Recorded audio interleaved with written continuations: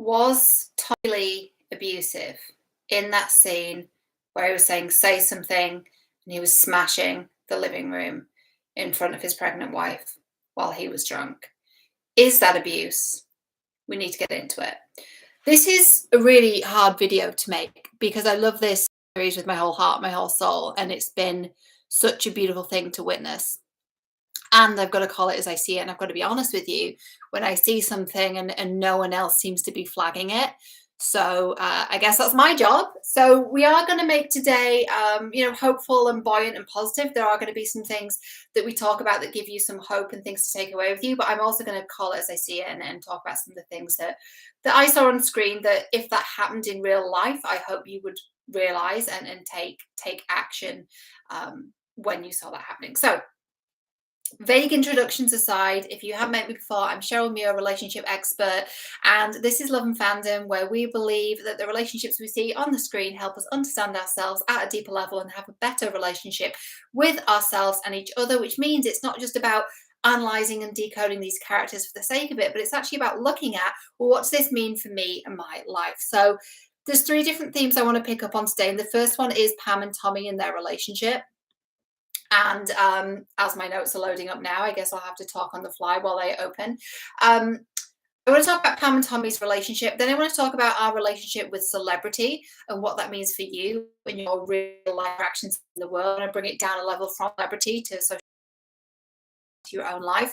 And I also want to talk about, finally, just finishing off with Rand, his relationship to karma and responsibility. It feels like an important thing to cover. So let's crack on. Let's get into it. Pam and Tommy's relationship breakdown.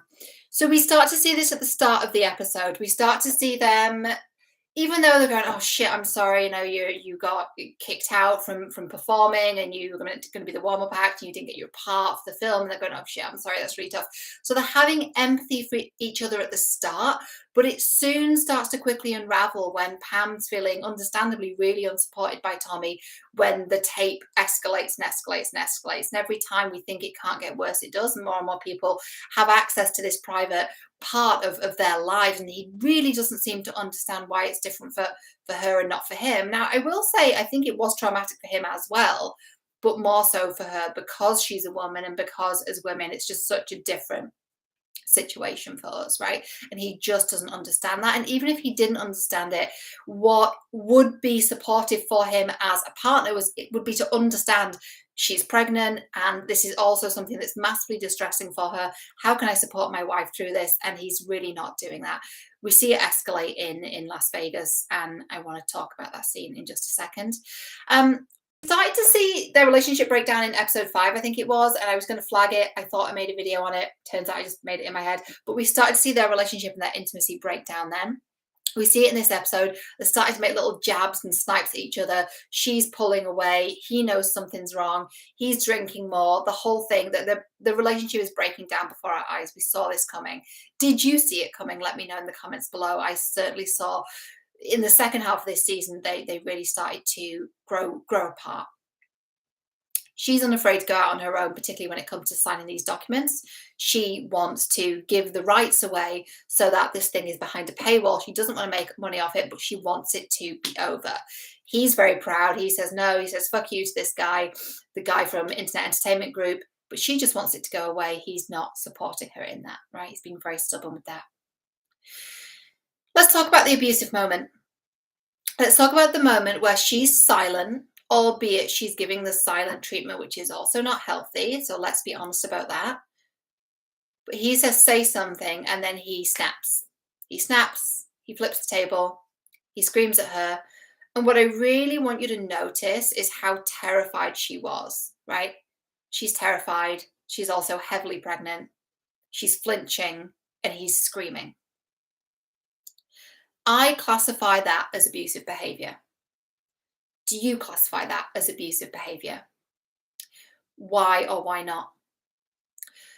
I classify it as abusive because it's his emotional reactivity, and because he's having a really big emotion, he's having a big trigger, he cannot manage his emotions and he takes that out on her. I classify that as a form of abuse. Do you? I'm going to give you some powerful questions at the end of the video, as always. I'm also going to give you questions on this part now because it feels important and I don't want anyone to just not watch the rest of the video and miss these questions. So here are the questions. What are the warning signs in your relationships? What are the things that are deal breakers and red flags for you? In Pammy's shoes, in that situation, would you walk away from him? Why or why not? I also want you to watch a few I've linked it above with China Robinson, who made a very powerful film about abusive relationships. She's also very succinct. Even if you just watch the first 5 minutes of that video, you will hear her talking about the research she did into abusive relationships and how they're not in it all the time. And so, you know, we could view what we're seeing on the screen with this character and we could say, oh, it's just a one-off. We only saw him doing it that one time. And while that's true of the show, what is true in real life is if somebody does that one time and they do it again and they do it again, it becomes a pattern. And before you know it, you're in an abusive relationship. I know that's really heavy. I know that's really difficult to hear. And it feels important. We saw him begin abusive behaviour, and it's so hard because we've seen him be a really good man. We've seen him be a really supportive and faithful husband. We've seen his emotional sensitivity when they lost their child. We saw how he supported her when they lost their baby. And we also see him acting in a violent, abusive manner when he's intoxicated in front of his heavily pregnant wife. That is still abuse. All those things can coexist, right? I'm going to move on, but that feels, if you take nothing else from this video, please take that away from it because it's really, really important. Okay, now we're going to lift the vibe a little bit because I know that's heavy and I want to give you something that is also a little bit lighter. So let's look at our relationship to celebrity. One thing that I really, really noticed from this episode is how people were viewing celebrities and how they were viewing them as being somewhat disposable, as not being real people, as being faceless entities where you can watch the video of these famous people and not realize how it's impacting them on a really deep emotional level. Pam said that in episode 7. This is devastating for us. This is killing us. This is devastating for us. Now, we do tend to have this belief in our society that people in the public eye don't have feelings. And I know that's very much about celebrity and maybe that doesn't really apply to your real life. But here's the thing. There's this culture of being anonymous and being able to say whatever you want to say online, whether it's to a celebrity, whether it's to a public figure, whether it's to a content creator or an influencer. And the lines between all these things are really, really blurred at the moment anyway, because of the way we use the internet and social media. And I want us all to be better with this. I want us all to realize that the person on the other side of the screen that we're talking to on social media is a person just like us. And I know that's kind of obvious and maybe that's not like groundbreaking to you. But I want you to think of a time when maybe you've been arguing with someone online or you felt really justified in saying something to them because they had a blue tick by their name or because they had a big following or because you watch their videos and they seem really confident or whatever it might be. And just think for a moment when you've maybe said something that is not the most kind and just flag that for yourself, you know. And I'm not saying this trying to kind of preach to you or whatever. I've been on a journey with this also. I had a situation in my life several years ago where I felt justified in saying something about someone because they had a big platform. And it was a bit of a Rand Gautier moment, actually, in that I caused a lot of chaos and a lot of pain for people. And it wasn't my intention, but I did. And it was really a brutal lesson for me in realizing that we all feel, no matter who someone is or who we think they are. And we really are not justified in being unkind to anyone based on their platform. So yeah, I'm saying that from like a humble place of like, I've learned my lessons in that. And I just want us all to be really, really aware and really, really conscious of that. Was there anything else I would say about that? Yeah, let's not be so quick to judge and to cancel Let's understand the person on the other side of the screen is a real person. Let's argue less on social media. And I know that that sounds a little bit like be kind, and it sounds a little bit fluffy and woo-woo and feel good. But actually, here's the thing, it's about emotional regulation. So if we see something online, something triggers us or pisses us off, whatever it is, we have to have that. We have to be able to have the self-control and the tools and the skill set to create that space and step away from the screen instead of saying the thing we want to say. Because believe me, no matter who someone is, who they appear to be, who you think they are, it's a real person behind that screen and it affects people. This is why we see celebrities going down all kinds of different paths when we see that they are inundated by this because people think they're not a real person and they can say whatever they want to them online. It can be devastating for them. So let's just keep that in mind. I don't want to say be kind and be like really glib, but like let's all really regulate our emotions and be really, really careful when we're speaking to people online. It's just I'll be really conscious of that. I was going to say this at the end, but maybe I'll say it now. I want to say that I think Sebastian Stan and Lily James are absolutely phenomenal performers. And I want to be very, very clear about what I said earlier about that abusive moment and that abusive scene, is that I'm purely saying this based on that character and that scene. I'm not saying it with regards to the actor. I'm not saying it with regards to the real person, Tommy Lee. I'm purely going off. And as I have been through analysing this whole series, this whole time, I'm purely going off what I'm seeing on the screen. And what I saw on the screen there was somebody behaving in an abusive manner. I have nothing but love for the actors, the production team, everyone on the show did an amazing job. I just want to be really, really clear about what I'm saying there and what I'm not saying. And it's okay if you disagree. This is a very sensitive topic. So let's all be sensitive with each other too when we talk about it in the comments. Let's also talk about Rand's relationship to responsibility. He was talking to Erica and she said, "How are you?" And he said, "Things have not been very good for me lately." And she said, "I know." And he said, "But it's my own damn fault." He's taking responsibility for the pain that he caused. He wants to make amends. Is he perfect at it? No. Does he then sell the rights and sell the initial tape? Yes, he does. It's kind of his way of making things right. He does change his identity. You know, we talked last week about his identity as being the victim. Like, why do all these bad things always happen to me? Now he's going, oh, I think these bad things are happening because I'm an agent of chaos, because I'm creating all these chaotic situations in my life. And that's why all these bad things are being attracted to me, because I'm not doing the right thing, because I'm actually in the wrong. Now, whether or not that is a correct assessment is really beside the point. But I think what is really important here is that he's looking at this and going, oh, it's not them, it's me. It's not them, it's me. That is one of the most powerful things we can say to ourselves when things seem to be going to shit. And we look at the whole thing and we go, what part am I playing in this though? What responsibility do I have? Now, look, horrible things happen to good people and I'm not casting any blame on those people at all. But when we see ourselves in a pattern, we get to look at that pattern and see what it is we want to change. That's all. I know that's a little hard, but you know, I want us to change through this and transform through this. Yeah, so he tries to make things right. I'm going to give you the powerful questions and the journaling prompts now, then I'll see what other kind of thoughts and feelings and observations come up towards the end. So here are the questions. I've gone through some of these already. So what are the warning signs in your relationships? What are the things that are deal breakers and red flags?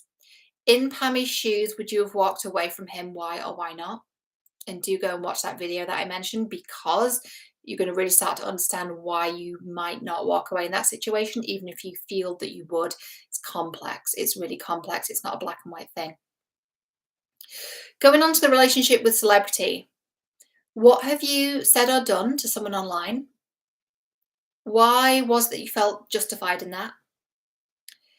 Can you feel how the other person felt? And how can you make it right?